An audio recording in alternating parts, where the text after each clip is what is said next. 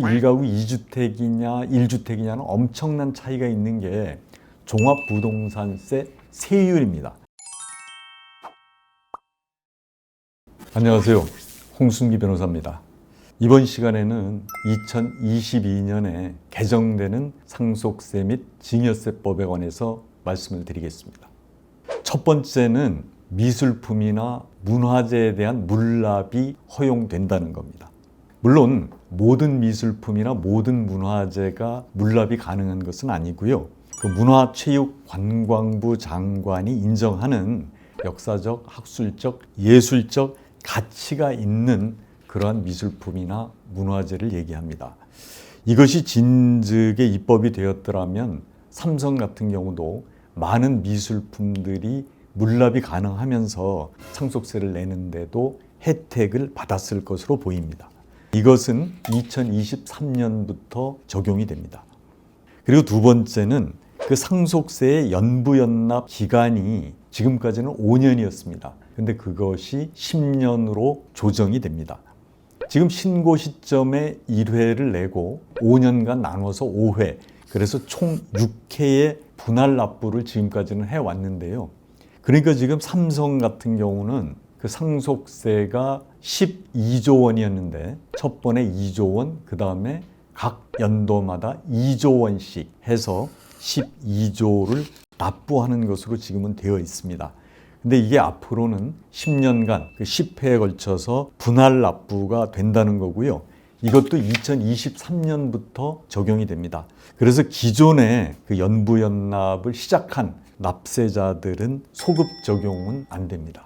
다음에 세 번째는 가업상속 공제의 중소중견기업의 범위가 늘어났다는 건데요. 그건 무슨 말이냐면 가업상속 공제라는 거는 그동안 동일한 기업을 10년 이상 20년 미만 했을 때는 200억 원을 공제해주고 20년 이상 30년 미만일 경우에는 300억 원, 그리고 30년 이상일 경우에는 500억 원을 상속 재산에서 공제를 해주는 제도였습니다.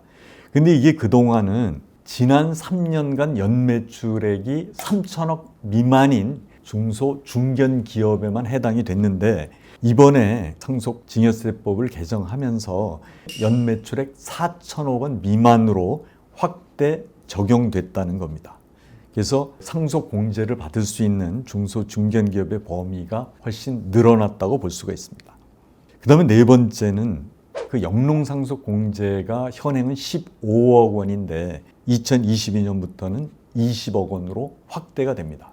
이것도 지금 농촌의 토지나 농지의 그 지가가 상승하면서 결국 필연적으로 이루어진 조치라고 보여집니다. 그리고 안타까운 것은 그동안 기업 등에서 요구해왔던 상속세율이 너무 높다. 그래서 그거를 인하해 달라거나 그 상속재산 전체에 대해서 세금을 내는 게 아니라 각자 자기가 받은 부분에 관해서만 내게 해달라는 그 유산 취득세 도입 방안은 이번에는 무산이 됐습니다.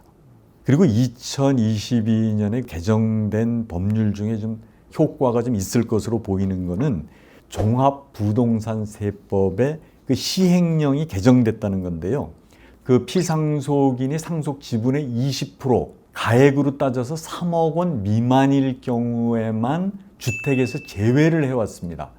그 이상이면 무조건 1가구 2주택이 됐는데요. 지금 수도권이나 세종시, 광역시 같은 조정 대상 지역 내에서는 상속을 받아도 2년 동안은 1가구 1주택으로 볼 수 있는 거고요.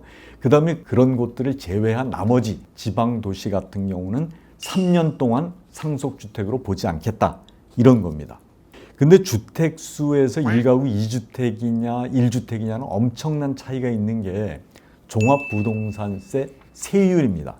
지금 1주택자에 대해서는 종부세가 0.6%에서 3%까지가 지금 세율인데요. 지금 그게 다주택, 2주택 이상이 되면 종부세율이 1.2%에서 6%에 달합니다. 그러니까 배 이상 높아진다는 얘기죠.